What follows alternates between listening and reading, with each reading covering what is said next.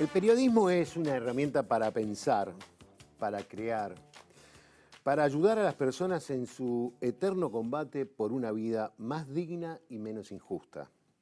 Esto lo decía el periodista argentino Tomás Eloy Martínez. La realidad se construye en las calles, en las casas, en las escuelas, en el trabajo, también en los medios.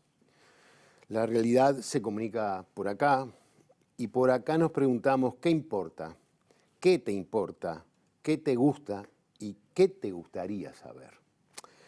¿Qué preferís no saber? ¿Una parte, un recorte, todo? ¿Cómo entra tu voz acá? ¿Te gustaría escucharte o que otros hablen por vos?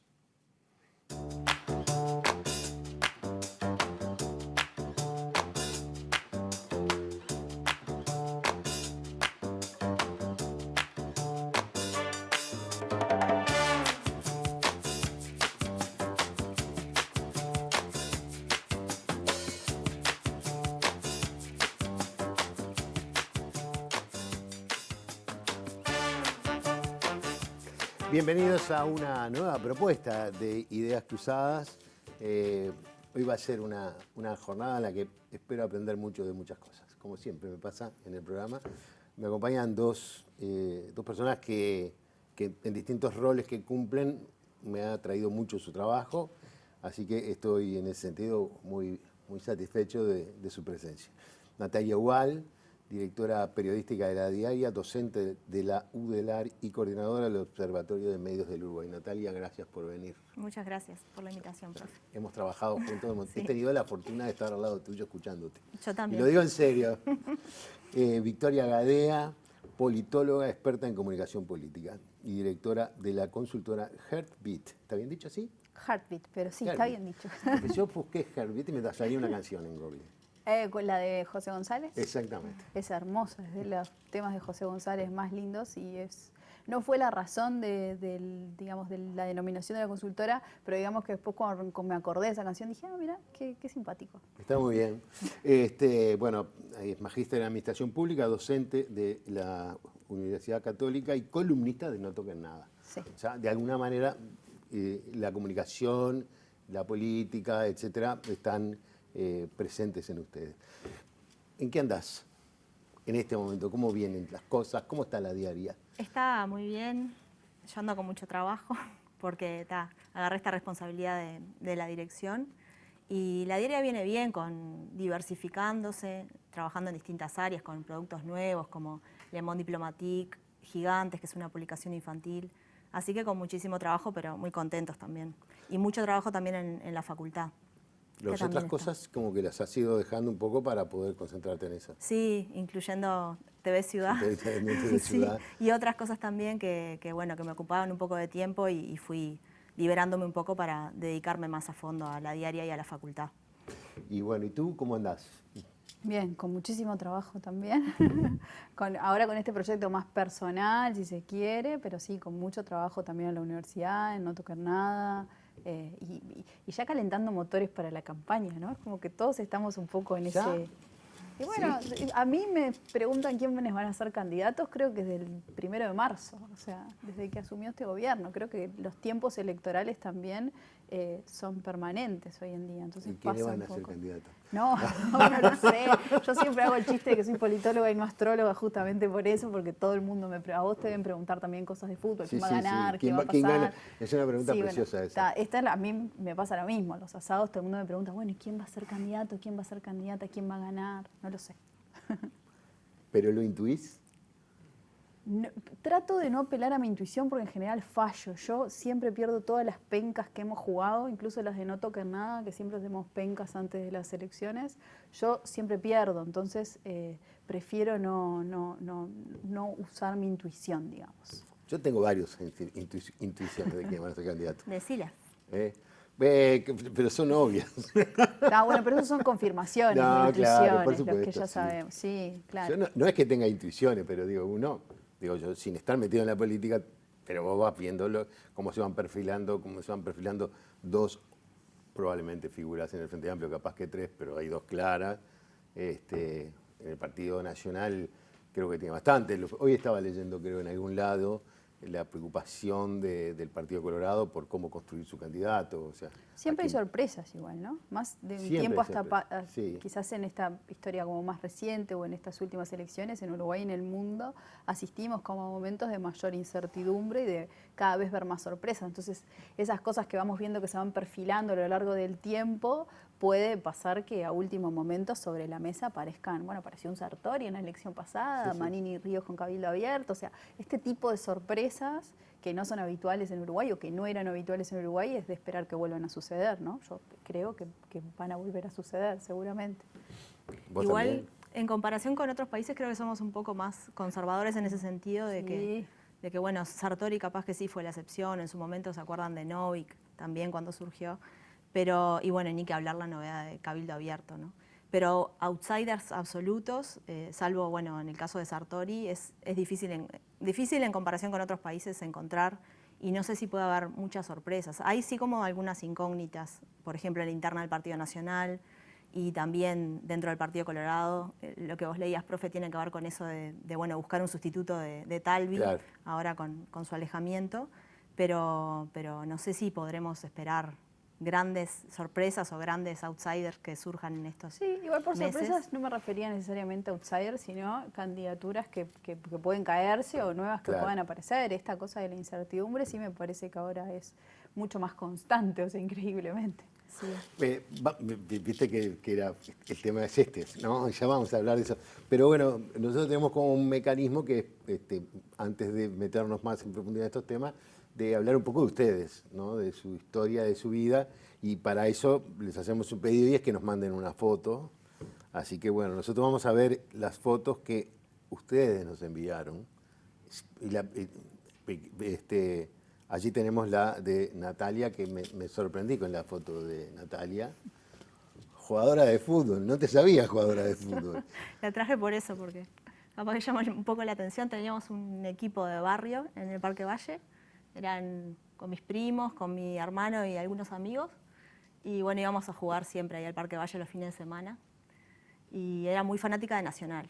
Y además mi acercamiento al periodismo viene por el lado del periodismo deportivo, porque mirá. quería ser relatora de fútbol cuando era chica. Después la vida me fue llevando por otros caminos. ¿Cuál pero sos ahí? Soy la de remera roja. Y ¿Con el gorrito. gorrito para el costado? Ese.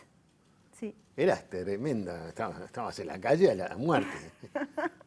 Ya la gorrita esa Defensa. señala desparpajo.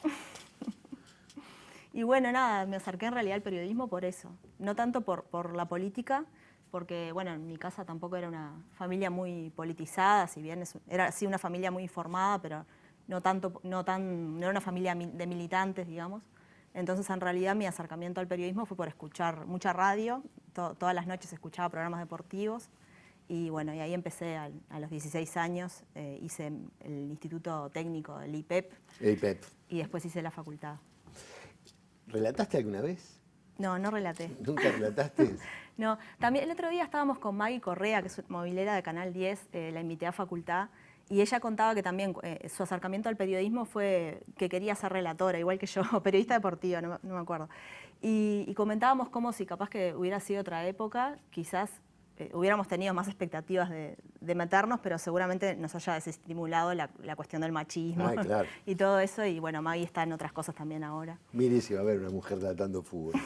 ¿Quién ha visto eso? Pero no, está bien, pero hoy con el desarrollo del fútbol femenino, por ejemplo, empieza a haber algunas transmisiones que son hechas en un porcentaje importante por mujeres, y ahora hay muchas más mujeres en el trabajo de los estadios, bueno, de una pila de cosas que ese es un tema que después yo también quiero hablar con ustedes de la comunicación. ¿Seguís siendo hincha nacional? Ahora es curioso, pero no tengo ni idea de fútbol ahora. Me preguntan un resultado de un partido, no tengo ni la menor idea. Sigo sí siendo hincha nacional, pero realmente no me importa, no sé ni cómo va en la tabla, ni fue Ganó como un todo, corte. le falta, no, todo no, le falta la final. Pero... Sé que, bueno, sé ahora porque estoy leyendo todo el diario, que antes no lo hacía, capaz que leía algunas cosas y ahora estoy obligada a leer absolutamente todo y por eso me entero, pero en realidad durante mucho tiempo no tuve ni la menor idea. Fue así, fue como un corte que en un momento dejó de interesarme y era una persona que iba todos los fines de semana al estadio. A veces iba sola, cuando pude ir sola, porque en mi casa no les gustaba ni el fútbol ni el carnaval, y a mí me gustaban las murgas y el fútbol. Entonces iba en un horrible. Y en un momento empecé a ir sola al tablado y después con mis amigos, ¿no? Pero sí, era un problema ver quién llevaba a Natalia al estadio, quién llevaba a Natalia al tablado, porque mi familia no era de curtir esas cosas. Bueno, ahora vamos a cambiar de foto y vamos a ir a la foto de Victoria. Creo que ya la tenemos. Una Victoria en un auto de carrera. Sí. ¿De dónde es eso? Esa foto- Tú te criaste en la costa. Bueno, en realidad eso no es tan así. Yo hasta los 9 años viví en Montevideo, de los 9 a los 18 viví en Parque de Plata. Esas fotos en Parque de Plata, ahí no tenía 9 años claramente, era más chiquita, debía tener 4 o 5 más o menos. Esa foto fue sacada en la carnicería que estaba en la calle 9 y Ferreira, que era donde paraba el ómnibus en aquel momento. Eso es una carnicería increíblemente, eso que ven ahí con esa cortina, que para mí la foto es muy buena porque es una representación de época maravillosa. La Coca-Cola ahí. Y bueno, y elegí esta foto porque las fotos se sacaban en Parque de Plata, que si bien yo ahí no vivía en Parque de Plata, sí pasaba casi la mitad de mi vida en Parque de Plata porque mi familia tenía casa, esa foto la sacó mi madrina. Estábamos esperando el ómnibus para volver a Montevideo seguramente. Y una vez con un amigo publicista, yo después de dedicarme a la ciencia política me dediqué a la publicidad un tiempo, hasta hace muy poco tiempo, y me decía, es increíble ese eslogan de Coca-Cola, porque es la única marca que puede decir Coca-Cola es así, y con eso es suficiente, ¿no? O sea, es clarísimo que si yo te digo Coca-Cola es así, vos decís, sí, es así. ¿Y qué es así? No tengo ni idea, pero está buenísimo. O sea, es como increíble. Y bueno, y esa foto sí es acá en Parque, esa carnicería no existe más hoy en día. El autito no era tuyo, entonces era... No, era un autito esos de fichas que además claro. mi madrina no me ponía las fichas y me sacaba fotos igual, o sea, me hacía subirme y yo en realidad eso seguramente nunca se movió, pero yo estaba tomando el coleta ahí mientras esperaba el ómnibus para volver a Montevideo. Y después sí, tuviste muchos años en Parque de Plata. ¿Cómo es la vida en esa periferia de Montevideo lejana, si querés?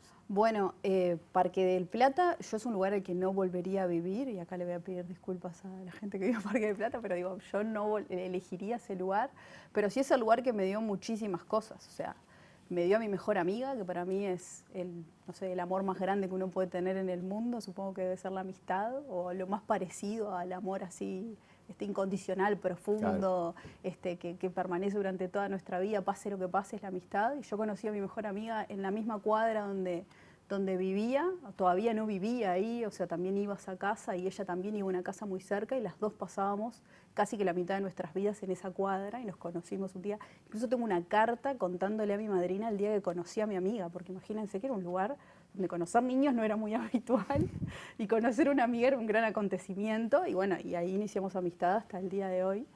Y bueno, después cuando nos mudamos a Parque de Plata, yo recuerdo haberme mudado con muchísima ilusión por ese lugar, como por el paisaje, ¿no? El bosque, la playa. En ese momento todavía había más bosque, más playa. Pero bueno, es criarse como en un lugar bastante aislado. O sea, y más en ese momento era todavía quizás más, te sentías como más lejos de Montevideo y de todas las ciudades. Es distinto criarse, por ejemplo, en una ciudad del interior.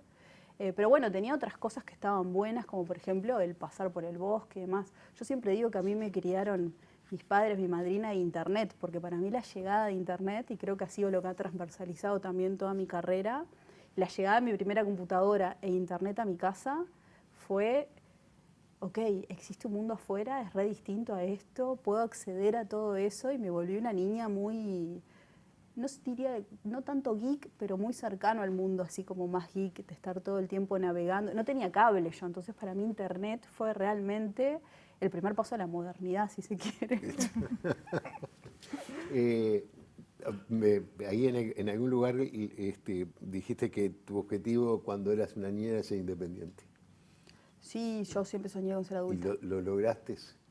Sí. Yo fui muy feliz el día que me di cuenta que yo me mudé a Montevideo muy joven, a los 18 años. Podría haber viajado desde Parque Plata, pero decidí mudarme. Tuve algunos retornos por meses y después volví a vivir. Pero sí, yo soy muy feliz siendo adulta además. Me gusta mucho jugar con niños y estar con niños, pero me gusta mucho la vida adulta y creo que esto del interés por la política tiene que ver con eso, ¿no? Yo miraba ese mundo y era el mundo de los adultos, no era el mundo de los niños. Capaz que más adelante pasa a ser también el mundo de los niños. Puede ser. Si bajamos la edad de votación, si tenemos algunas propuestas como más innovadoras, puede pasar. Ese es un lindo tema, ¿no? Y si les damos más voz también. Sí, ¿no? En los bueno, medios hay y todo. incluso un docente de la Universidad de Oxford que plantea que para que la democracia sea más justa y para poder redistribuir riqueza y demás, una de las cosas que lo plantea como una provocación, pero habría que bajar la edad del voto a los 6 años, para que así las campañas y los políticos empiezan a prestar atención a esos trabajos. O sea, que como que... Y para equilibrar la pirámide poblacional también, ¿no? O sea, la ciudadanía está concentrada en mayores de 60 años como nunca en la historia de la democracia. Eso significa que los políticos van a atender más que nada las demandas de ese grupo poblacional porque lo que te determina ganar o perder una elección es eso. Entonces, bueno, como una forma de contrapeso, ampliar la democracia para ese lado. Qué lindo tema para poder meter en el próximo bloque el tema de ese dato que manejás con la reforma de la seguridad social y qué impacto puede tener. No digo solamente en los que se van, en lo que preste la seguridad social, sino en los que después van a levantar, no van a levantar la mano, van a poner el voto, ¿no? ¿Vos cómo llegaste vos después de ese episodio de periodista deportiva? ¿Por dónde arrancás con el periodismo? Bueno, ahí contaba eso de que empecé con el IPEP a los 16 años, que fue otra anécdota que tengo para contarles. Es que, bueno, a mí me gustaba mucho escribir también, se conjugaron un poco las dos cosas. Desde que aprendí a escribir, escribía cuentos y escribí hasta el multiempleo, seguí escribiendo cuentos, ficción. Y entonces estaba haciendo un taller literario a los 16 años y donde había gente bastante conocida como Pedro Bordaberry en mi clase, éramos compañeros de clase, y Cristina Morán también. Y bueno, y uno de esos compañeros, eran todos veteranos, mis compañeros de taller, y uno de ellos me regaló esa beca para hacer el IPEP. Y ahí yo tuve que tomar la primera decisión porque vieron que el IPEP tiene periodismo básico, general y periodismo deportivo. Y bueno, no sé por qué elegí periodismo básico, pensé que me iba a dar como un panorama más amplio. Y ahí me di cuenta de que me encantaba, y me encantaba la política, y me encantaba lo social. Y bueno, eso se reforzó mucho con la facultad, que me abrió muchísimo la cabeza, me abrió muchos horizontes, me hizo como pensar críticamente también el oficio. Entonces un poco por ahí empecé y la llegada a la diaria fue un poco de casualidad también porque en facultad una compañera comentó que iba a salir un diario nuevo y me dijo que, bueno, que estaban tomando currículums en X dirección y ahí fui yo con mi currículum, lo dejé y me estaba yendo y justo sale Marcelo Pereira, que era el director de la diaria en ese momento y me dice, ¿qué dejaste? Y yo le dije, dejé mi currículum. Me dice, no, eso no me sirve para nada, mandame algo que hayas escrito. Y ahí le mandé a Marcelo unos cuentos y le gustaron, me hizo unas pruebas y quedé. Pero fue todo fruto del azar, porque en realidad si no hubiera salido Marcelo en ese momento, yo dejaba mi currículum y nunca me iban a llamar, seguramente. Y bueno, ahí empecé unos meses antes que salía la diaria, con la diaria. Yo ya había trabajado en El Observador y en Guía Financiera. Y bueno, nada, y ahí quedé. Y desde ahí estoy en los años que tiene la diaria. Claro, ¿cuántos son ya? 16. Que ya son 16. 16 años. Sí. Y bueno, de aquellos cuentos a Marcelo a ser directora periodística. Hay todo un recorrido. Sí, bueno, ahí fui editora, fui periodista de política, así empecé. Fui editora de política, editora de investigación, editora de opinión y bueno, ahora directora. Yo soy uno de los que lee todos los días la columna de Marcelo. Un genio. Lo sigo leyendo todos los días, siempre. A veces no me gusta, no estoy de acuerdo, a veces, pero siempre me parece que tiene una cosa interesante, es una búsqueda de algo distinto, o de una mirada de otra perspectiva. Bueno, yo les propongo hacer una pausa y después seguimos hablando de estos temas, sobre todo de política, comunicación, y bueno, me surgieron esas cosas. Y algo que leí de las dos, y que es una preocupación por el rol de la mujer en las distintas áreas, especialmente en el de ustedes, ¿no? En que te escuchen en la radio, en que tengan acceso a la conducción de medios de comunicación. Y todo eso en un instante nada más.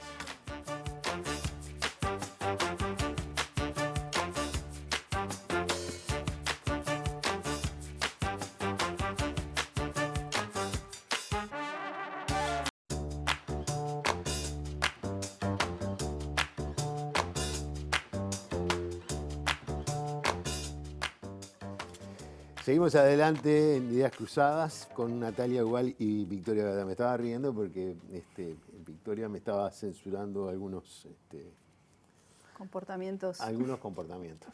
pero por el clima. Por el cambio climático. Estamos hablando de Sí. aspectos que no fueran tan contaminantes, por lo menos. Yo te preguntaba, porque yo tenía acá que es formación de equipos de gobierno, ¿no? ¿Qué significa eso? ¿Es Sí. una vinculación a un partido o es...?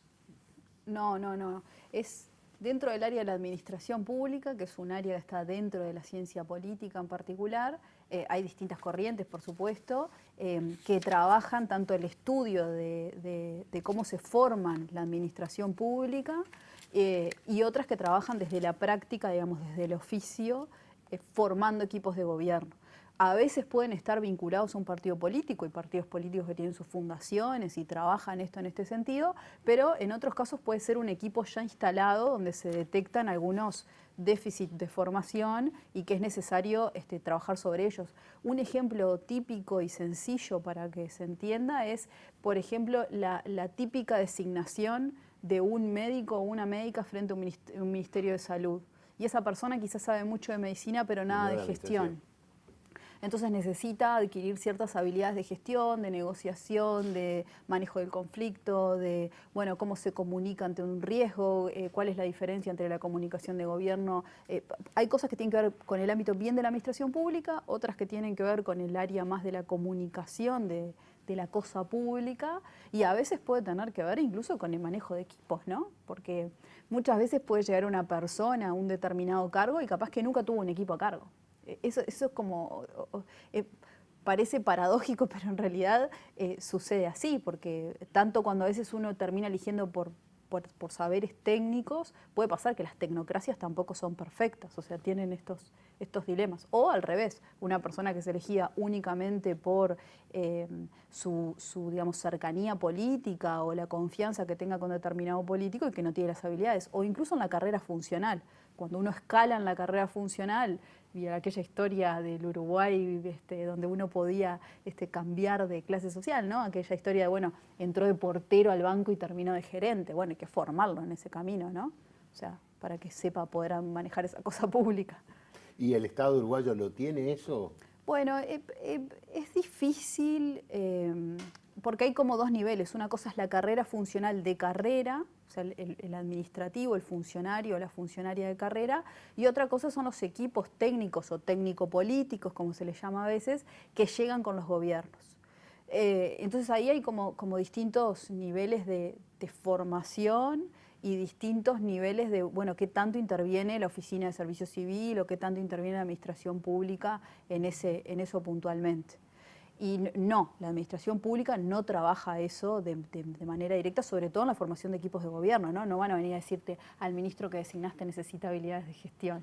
Y los partidos tampoco se preocupan mucho por eso. No, incluso es extraño porque los partidos en Uruguay tienen sus fundaciones y hay algunos partidos, como por ejemplo el Partido Nacional, que forma mucho a sus militantes en habilidades bien de militancia, ¿no? En cómo enfrentarse a dar un discurso, negociación y demás, pero después no hay una formación de gobierno propiamente dicha. Y el Frente Amplio, por ejemplo, que también tiene sus fundaciones, se dedica a una cuestión como mucho más teórica, historia del Uruguay, la historia de los partidos políticos, que está bien, pero no, estas otras habilidades se dejan como un poco de costado. Incluso las maestrías en administración pública en el mundo, no acá en Uruguay, yo hice la maestría en administración pública acá en Uruguay, en el mundo están dedicadas a que vos después te dediques a la función pública, no que podés estudiar también la función pública, pero digamos, en general están pensadas para que después seas un administrador público. Está bien. O sea, que tengas los conocimientos para poder conducir el Estado, sí. Exacto, las básicas de contaduría, de administración, manejo de conflicto, algo de comunicación, como algunas habilidades ahí. Vamos a cambiar para el tema de la comunicación periodística, porque vos recién decías que, como que todo está cambiando. Tú decías hoy al principio, pueden haber sorpresas o cosas, ¿no? En un proceso electoral, en la decisión de candidato, pero también vivimos un momento de situación, no sé si de crisis de los medios o de los grandes medios o del sistema de medios, que tú también lo has enfocado alguna vez, te lo he escuchado hablar del tema de las famosas burbujas, de los mundos cerrados o abiertos. ¿Cómo viene eso? ¿Cómo es la situación de la prensa hoy de tratar de sobrevivir para cumplir con su rol? Primero hablábamos ahora hace un ratito con Victoria, antes que empezara el programa, de cómo en realidad la comunicación política como disciplina y como campo de estudios, de alguna forma era un tanto ninguneada, ¿no?, en el conjunto de la ciencia política. Y pasa un poco también lo mismo, yo creo, con la comunicación, que es ninguneada en distintas áreas, ninguneada en el sentido de que hay una inercia y que no se le otorga la suficiente importancia que debería otorgársele en distintas áreas, no solo en la ciencia política, también pasa mucho en la educación. El otro día vi que habían incorporado una asignatura ahora con la reforma curricular que es de comunicación, pero es una asignatura que van a dictar los profesores de idioma español. Me parece que eso no es jerarquizar la comunicación y no es entender la especificidad que tiene la comunicación y la importancia de la disciplina. Y eso me preocupa un poco porque en realidad ya hace mucho tiempo que la comunicación juega un rol central, ¿no? Y al mismo tiempo vivimos esto que vos decías, profe, de esta crisis de los medios de comunicación, que es una crisis en realidad de un modelo de medios de comunicación, es una crisis de financiamiento también, porque bueno, nos cayó la publicidad, ya la gente los anunciantes no pautan, no tienden a pautar mucho menos en los medios tradicionales porque tienen pautas programáticas, pautan en las plataformas. Entonces eso le quitó un montón de ingresos a los medios, los que se financiaban sobre todo por publicidad, y estamos en una situación bastante precaria y de concentración, como cuando empiezan a fundirse medios, lo que termina pasando es que los grandes jugadores terminan absorbiendo esos medios, y hay un proceso de concentración mediática desde hace mucho tiempo, ¿no? En Uruguay hay una concentración clara en la televisión y en la prensa escrita. Bueno, ahora pasó que tanto El Observador como Búsqueda tuvieron que venderse a otros, a ser absorbidos, digamos, por otros grupos económicos, en un caso extranjero. Y bueno, nada, estamos en un proceso en que tenemos un desafío ahí, porque estamos siendo deficitarios los medios de comunicación, y bueno, cómo nos reconvertimos y logramos el sustento como para poder seguir siendo independientes, sostenibles, y eso es complejo también. Hablas mucho de comunicación, ¿no? Que, digo, más allá de la prensa, la comunicación, desde la perspectiva, ustedes hablan comunicación política. En general, cuando uno habla de comunicación política, se piensa que está hablando de propaganda política, ¿no? De campañas, o de campaña en general, política. ¿no? Y en realidad la comunicación política de lo que estamos hablando de cosas que van mucho más allá, ¿no? Que incluso tienen que ver con cosas que hacen a la vida de las personas. Es decir, saber qué es lo que podemos hacer, qué es lo que no podemos hacer, qué posibilidades tenemos. Eso también. A mí me pasa mucho que, entre otras cosas, me encuentro las grandes dificultades en algunas páginas del Estado para poder entender qué es lo que vos querés saber, porque digo, no están pensadas para el uso del público, sino que están hechas por los programadores para entretenerse de ellos. No sé. Esto lo digo yo, no lo dijeron ustedes. Pero va por ahí también el tema de la comunicación. Sí, eso quizás es como otra área que está dentro de la comunicación política, que es la comunicación de gobierno, ¿no? O sea, la comunicación de gobierno tiene un montón de desafíos. En primer lugar, porque la comunicación de gobierno está creada y debería seguir un objetivo. Mario Riorda, que es un académico argentino, lo repite muchísimo, que él dice, bueno, la comunicación de gobierno debería estar enfocada en generar los mayores consensos posibles, ¿no? Administrar el disenso, porque vos después de que ganas la elección sabes que hay gente que no te eligió, pero bueno, tratar de generar consensos, digamos, en la población, que la población entienda cuál es el rumbo claro, que la comunicación sea de largo plazo y no de corto plazo, que sea rutinizada, que esté planificada. Y bueno, y los equipos de gobierno, ya sea el staff más de la administración pública estable, como los que llegan, muchas veces no tienen claro estas cosas, ¿no? Entre otras cosas porque no fueron formados para ello, porque recién salieron de facultad, muchas veces ni siquiera pasaron por un ámbito de, bueno, de aunque sea teórico de qué es la comunicación y demás. Y en los casos cuando llegan con los equipos digamos, con el equipo de gobierno entrante, se presenta una tensión que es permanente y es lógica que le suceda, que es, bueno, sí está la comunicación de gobierno, pero yo no dejo de pensar de que en un horizonte mediano tengo una nueva elección. y yo tengo una preferencia concreta que es por este gobierno con el cual llegué. Entonces se genera una tensión permanente entre esa comunicación de gobierno y la comunicación electoral, que por más que esté como en pausa, bueno, el tipo de materiales que empezamos a hacer o dónde ponemos foco o en qué invertimos, en esto que vos decías, profe, bueno, entro a una web y no encuentro la información que quiero encontrar, o cómo se indexan esas webs, ¿no? O sea, muchas veces uno busca información sobre un determinado tema y los primeros resultados nunca son las webs institucionales, porque la forma en la que están indexadas y cómo se genera ese contenido es complejo. Pero bueno, esto es porque falta también una profesionalización de la comunicación y porque, yendo también a lo que decía Natalia, es la comunicación sigue siendo tratada como un lugar, a pesar del rol digamos, tan importante que cumple nuestra sociedad hoy, sigue siendo de segundo plano. Para mí el mejor ejemplo, sobre todo en la comunicación de gobierno y de campaña, es quién termina siendo community manager, que termina siendo cualquier persona. Como si no fuera una profesión en sí misma y súper importante y digamos, un oficio que es del ámbito de la comunicación y que es muy importante. O sea, uno no dejaría que, no sé, una operación la haga el primero que pasa, o la primera atención médica, porque el community manager a veces es la puerta de entrada a las instituciones y demás, sea, bueno, pasó el profe, bueno, no es médico, pero una vez fue visitador médico, así que lo ponemos acá y que reciba a las personas en la emergencia y que haga el triage. A nadie se le ocurre. Y además es muy visible la falta de profesionalismo cuando existen los community managers, falta de profesionalismo, es lo más visible porque está manejando todas las redes y es la imagen de la institución o de la empresa y es muy complejo. Y no es su culpa muchas veces, ¿no? Y en la política pasa mucho que a veces es esta cosa de concentrar todo, a veces en los llamados de comunicación, vos lo debes ver habitualmente, pero en los llamados o cuando un político busca, mira, yo busco a alguien que sepa diseñar, que me haga el community manager, que me haga asesor también, o sea, que me sepa, que me guíe, que me diga, bueno, en estrategia cómo soluciono esto, y además capaz que también me maneje. Bueno, no va a ser bien. Sí, claro. Todo esto no lo va a hacer bien. Es como el cadete. Claro, o que maneje una web, me maneje las redes, me asesore y me lleve la agenda de prensa. Y no va a pasar esto. Me quedé. Sucede. Y está bien, ya que está, que haga todo. Sucede un montón. Sucede un montón. Y tenemos ejemplos de organismos públicos que hacen llamados con esos perfiles que dice Victoria, que tengan todas esas competencias. Sí, no que maneje, fue una no que maneje. No, te entendí. Digo, bueno, decir, en realidad entiendo lo que quieren decir. Lo que quieren decir es que hay áreas que están vinculadas a la comunicación que son extremadamente importantes. Digo, porque el community manager o ese individuo que le maneja las redes sociales, ¿no?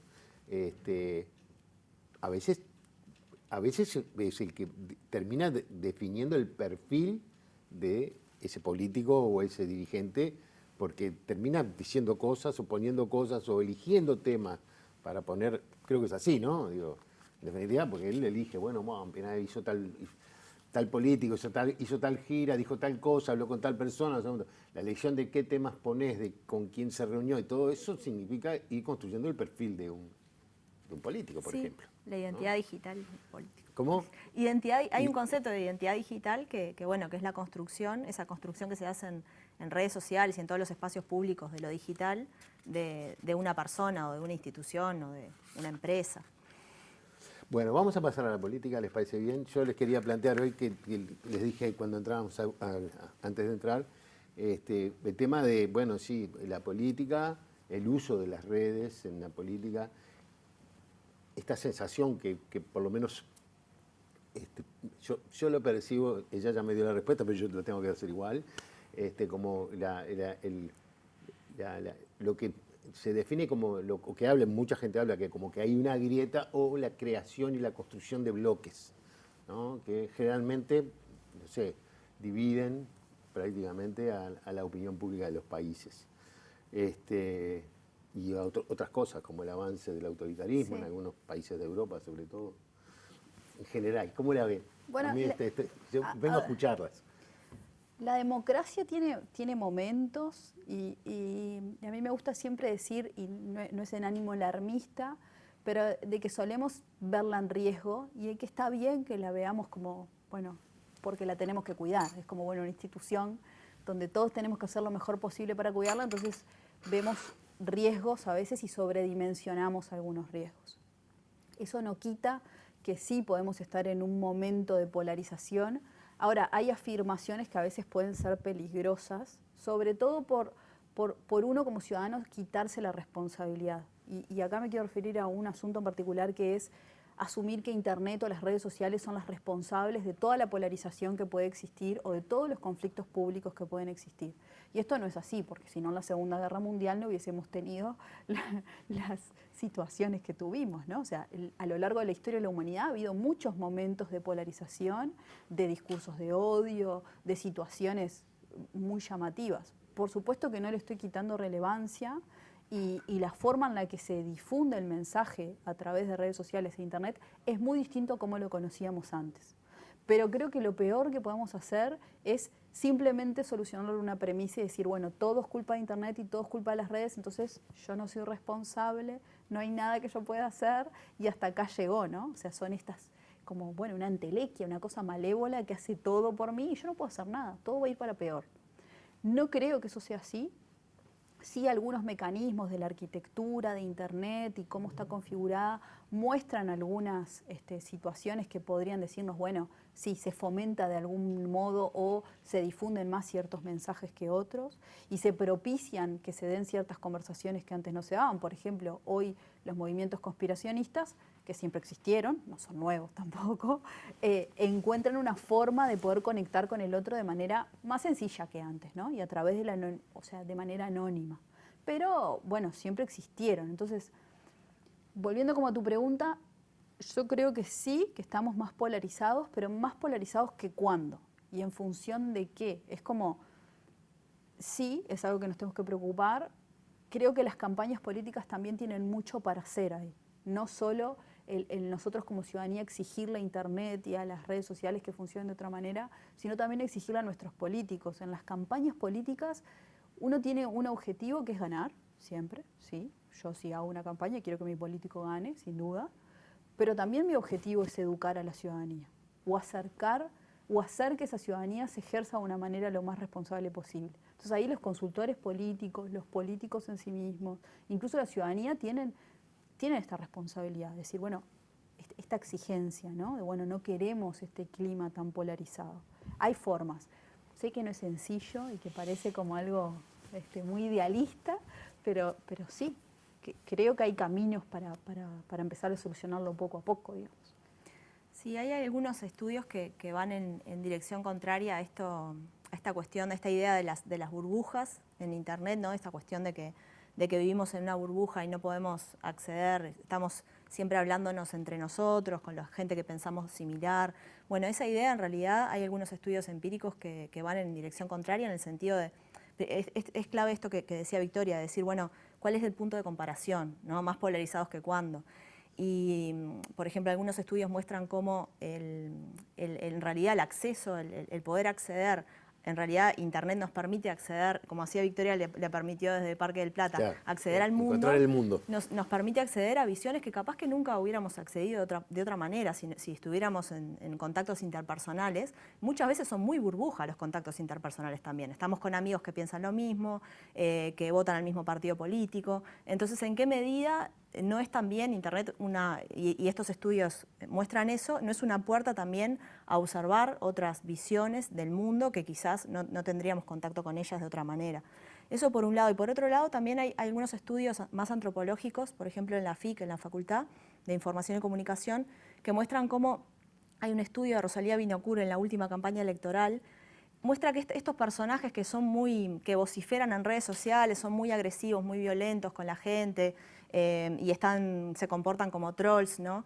Y esas mismas personas en el ámbito interpersonal son los vecinos más queridos, las personas más amables, ¿no? Esta cuestión de este doble rol de que por un lado voy y grito en redes sociales, pero capaz que estoy sentado acá contigo y jamás te diría, profe, no sé qué, ¿no? Porque es como otra dinámica, entonces es un poco hasta ficticia esa dinámica, ¿no? Porque vos ves a la persona y jamás mataría a alguien porque piensa distinto o lo que sea. Lo que sí es verdad que estamos viendo, y tampoco hay que cerrar los ojos porque en Brasil están matando gente por acá al ladito, por pensar distinto, por votar un partido político diferente. Entonces hay una dinámica que, como decía Victoria, tiene algunos mecanismos facilitadores de esos discursos de odio y también de las conspiraciones, que son complejos, pero bueno, el problema en realidad, como siempre, no es tanto la herramienta, sino más bien las lógicas y también los líderes de opinión, esto que decía Victoria, de los políticos. O sea, tienen que asumir su responsabilidad también, porque hay muchos estudios que muestran que la opinión de ellos es bastante decisiva para muchísima gente. Al ser líderes de opinión, entonces si yo estoy bardeando, violentando, siendo un político y siendo un referente y estoy comportándome así con la gente, eso es muy perjudicial, es mucho más perjudicial que un montón de trolls estén bardeando y violentando, porque Sí. tengo otro. De hecho, de esto que hablaba Natalia al comienzo sobre Internet como la oportunidad de conectar con personas fuera de mi círculo y cómo eso puede darme visiones distintas,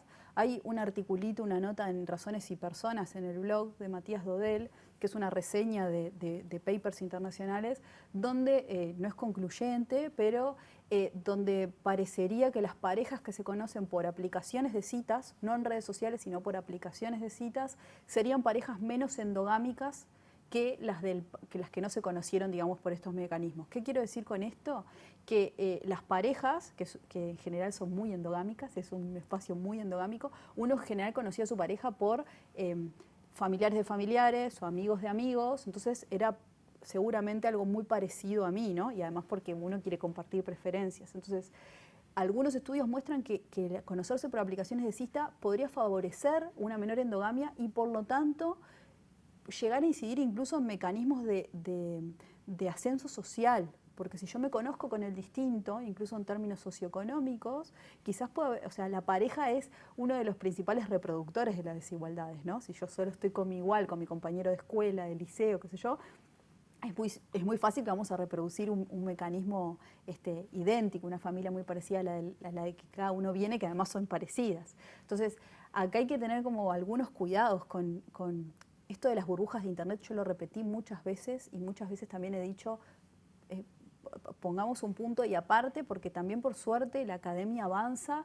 y nuevas investigaciones se empiezan a encontrar que, bueno, que quizás estuvimos equivocados en el pasado o que conclusiones a las que llegamos hoy pueden estar en cuestionamiento. Entonces, no digo que no existan, sino que son burbujas que también son parte de nuestra vida cotidiana. Nosotros en general no nos juntamos a tomar una cerveza o a compartir un asado con personas que piensan radicalmente distinto como nosotros. O sea, el humano tiene una tendencia a generar comunidad siempre, ¿no? Entonces esas comunidades en general se parecen. Bien, hacemos una pausa y seguimos porque está interesantísimo la comunidad de la diaria, por ejemplo, ¿no? La búsqueda de construcción. Pero bueno, son temas para seguir conversando.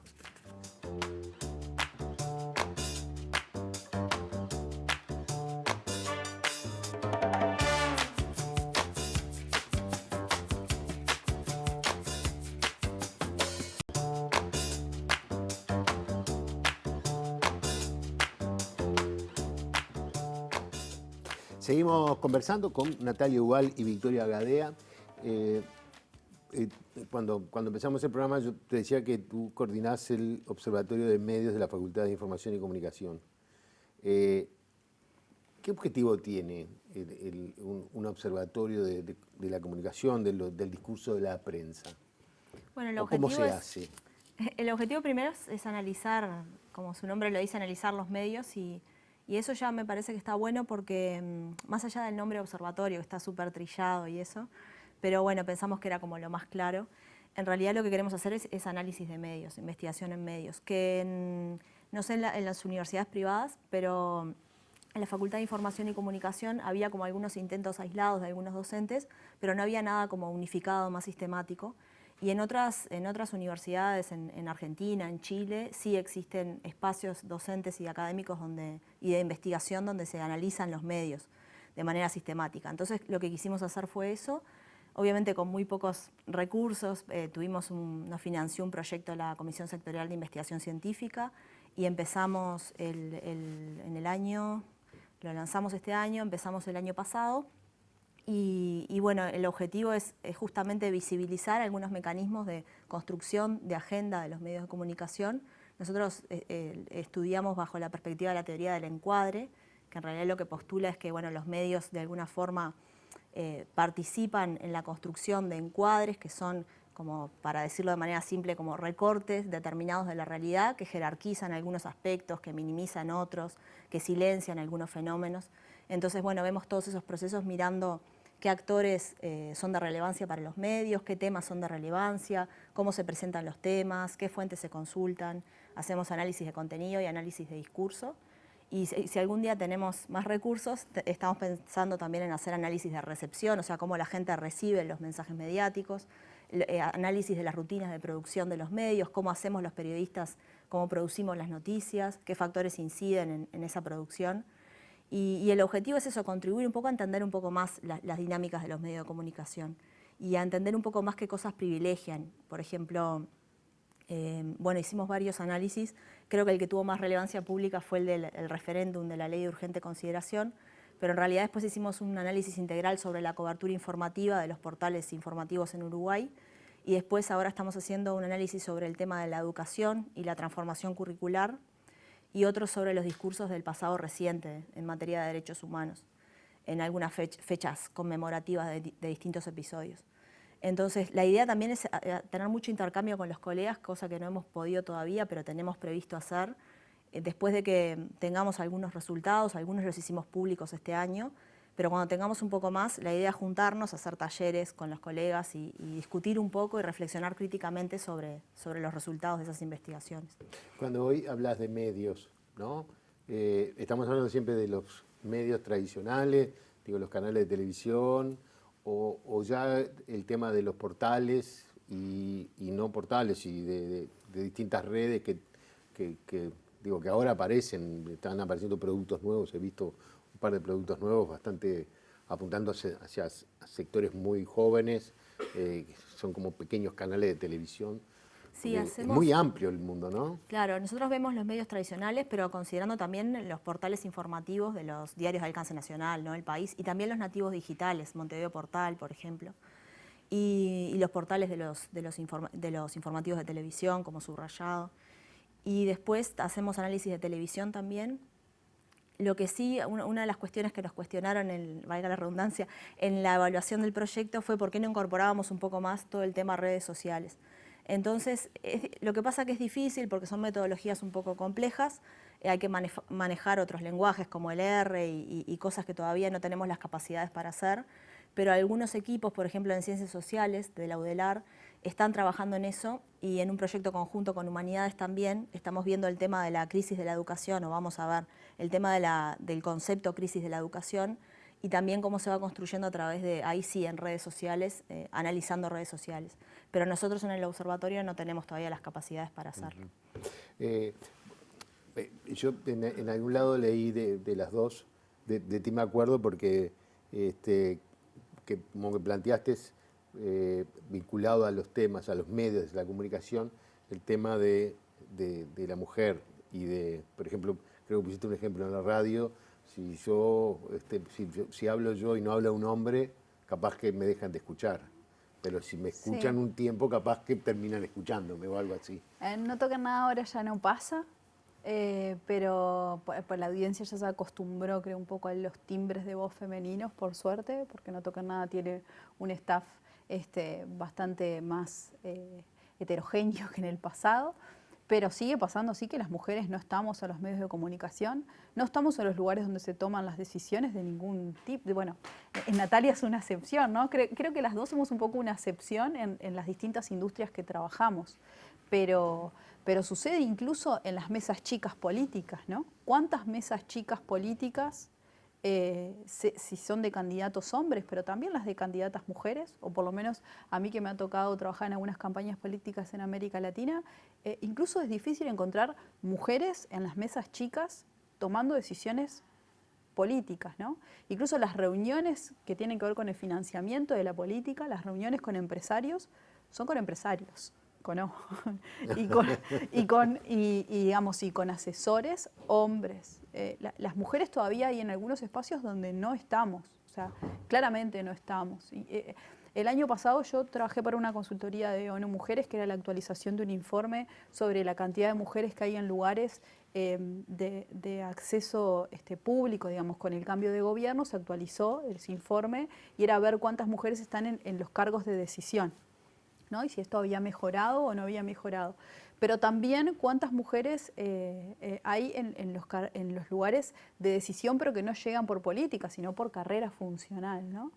Y bueno, y una de las conclusiones, por supuesto no me acuerdo las cifras exactas, pero una de las conclusiones del informe es que a las mujeres nos cuesta mucho más ser electas, ser designadas también, y también llegar incluso por concurso, siendo que en la administración pública, o sea, en las 3 formas que uno tiene para llegar a la administración pública, en las 3 es muy difícil llegar a lugares de toma de decisión. Siendo que incluso cuando nosotros miramos, cuando dividimos la población entre hombres y mujeres, las mujeres estamos mucho más formadas que los hombres, en términos académicos.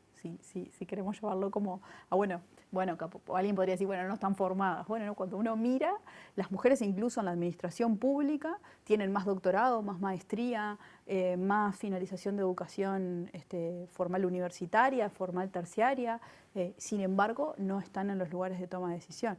O es típico ver instituciones en el Estado, y debe pasar también en todos los medios, ¿no? Acá en los medios sé que estaban trabajando en hacer un estudio sobre esto también, que es ver, bueno, que las cabezas siempre son hombres y después capaz que en una segunda línea sí está un poco más dividido. Pero bueno, sí falta escuchar voces femeninas.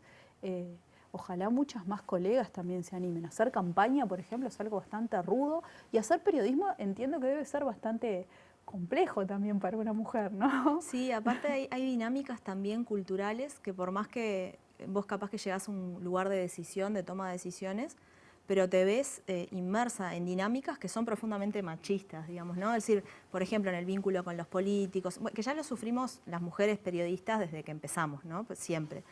Pero es quizás más visible cuando estás en cargos de decisión y porque la forma de relacionarse, los hombres tienen una dinámica, perdón la generalización, pero los hombres tienen una dinámica, una forma de vincularse que es un poco distinta y donde ponen un coto y no nos dejan entrar, digamos, ¿no? Si yo mañana te invito, che, profe, vamos a tomarnos una, seguramente sea mucho más difícil para un político hombre plantearle eso a una mujer, una directora mujer de un diario, que a un director hombre de un diario. Claro. Lo mismo sucede con un empresario, con alguien de un estudio jurídico.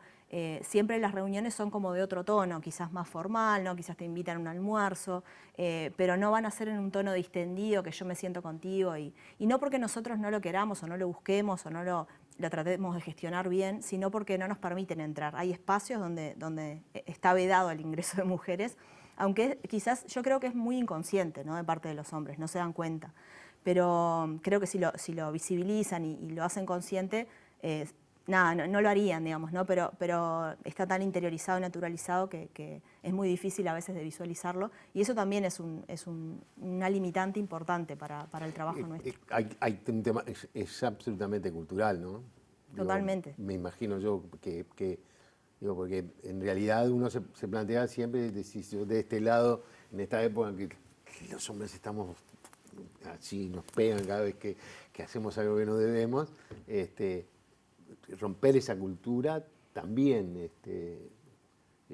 Uno trata, yo creo que hay como también una intención de parte de los hombres de hacerlo, pero no les resulta fácil. No, y a veces esto que decía Natalia, a veces no nos incluyen en esos espacios, y muchas veces porque no se dan cuenta, y otras veces también el riesgo latente puede ser muy alto. Yo recuerdo hace un tiempo hice una campaña en México. Bueno, Ciudad de México es un lugar para las mujeres transitar bastante complejo, ¿no? La noche tenía yo prohibido salir, entonces era como todo muy complejo, porque imagina hacer una campaña electoral que implica muchas veces estos espacios de estar más distendido y qué sé yo. Bueno, y recuerdo una noche en la que terminamos una actividad y tanto los asesores como los políticos se iban a seguir, digamos, la noche tomando algo, comiendo algo, compartiendo, y ahí seguramente se iban a tomar algunas decisiones, y me dijeron para ir. Y yo hice así, y cuando miré eran un grupo como de 15 hombres, y dije, no, yo no puedo ir, porque el riesgo latente es alto para mi integridad física, digamos. Y eso es algo que un hombre nunca lo piensa, no le pasa. O sea, es muy poco probable que piense, mi integridad física puede estar en peligro, digamos, ¿no? En los términos que yo lo pensé. Yo dije, no, paso, me vuelvo al hotel, y después me quedé pensando, bueno, ¿y eso no habrá tenido también un efecto sobre mi asesoramiento o sobre mi trabajo o sobre, bueno, pero si iba a ser tomado como que estaba yendo desde un lugar profesional o como que estaba yendo con 15 hombres a tomar algo a un lugar en Ciudad de México? Fue muy difícil, era como que todas las decisiones estaban mal, eran incorrectas. Bueno, yo pasé muy bien, espero que ustedes hayan estado cómodas. Creo que tocamos tantos temas que nos entreveramos, pero por lo menos estuvo muy bueno. La idea, de que era por lo menos lo que yo pretendía, de escuchar esas voces, ¿no? Y que hay lugares que reciben voces femeninas que son muy claras, ¿no? Y entonces me parecía que el objetivo era precisamente eso, ¿no? Es decir, escuchar esas voces femeninas que son muy claras y que nos pueden enseñar muchas cosas, aunque sean femeninas. Así que yo espero que hayan pasado bien. Gracias, profe, por la Las invitación. esperamos entonces en algún otro momento, nos despedimos y volvemos el próximo domingo para hacer otras ideas cruzadas.